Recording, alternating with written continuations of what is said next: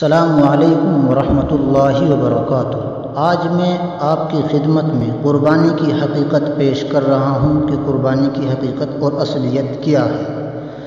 اصل میں قربانی کی حقیقت تو یہ تھی کہ عاشق خود اپنی جان کو اللہ تعالیٰ کے حضور میں پیش کرتا، مگر اللہ تعالیٰ کی رحمت دیکھیے ان کو یہ گوارا نہ ہوا، اس لیے حکم دیا کہ تم جانور ذبح کر دو، ہم یہی سمجھیں گے کہ تم نے خود اپنے آپ کو قربان کر دیا۔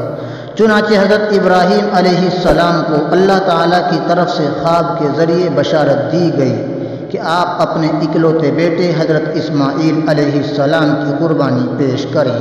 اب دیکھیے کہ یہ حکم اول تو اولاد کے بارے میں دیا گیا، اور اولاد بھی کیسی، فرزند اکلوتا، اور فرزند بھی ناخلف نہیں بلکہ نبی معصوم۔ ایسے بچے کی قربانی کرنا بڑا مشکل کام ہے۔ حقیقت میں انسان کو اپنی قربانی پیش کرنا اتنا زیادہ مشکل نہیں، مگر اپنے ہاتھ سے اپنی اولاد کو ذبح کرنا بڑا سخت مشکل کام ہے، مگر چونکہ حکم خداوندی تھا اس لیے اپنے بیٹے کی محبت پر آپ نے حکم خداوندی کو مقدم رکھتے ہوئے فرمان الہی کے سامنے سر تسلیم خم کر دیا، اور حضرت اسماعیل علیہ السلام کو مینا کے منحر میں لے گئے اور فرمایا، بیٹا مجھے خدا تعالیٰ نے حکم دیا ہے کہ میں تجھ کو ذبح کر دوں۔ تو اسماعیل علیہ السلام نے فوراً یہ فرمایا، جو آپ کو حکم ہوا ہے ضرور کیجیے، اگر میری جان کی ضرورت ہے تو ایک جان کیا، اگر 1000 جانیں بھی ہوں تو نثار ہے۔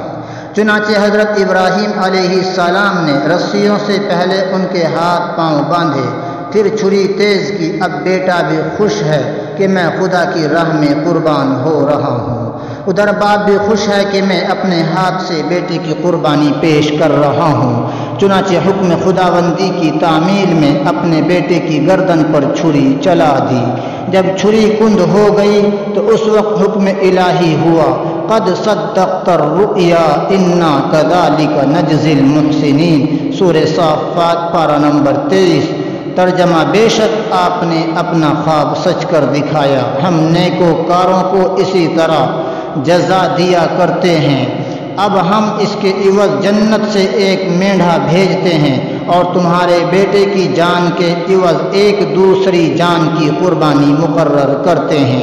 چنانچہ اسی دن سے اونٹ، بھینس، گائے، مینڈھا، بکرا، بکری وغیرہ قربانی کے لیے فدیہ یعنی بدلے میں مقرر ہو گیا۔ خطبات حکیم الاسلام صفحہ 395، جلد نمبر 2۔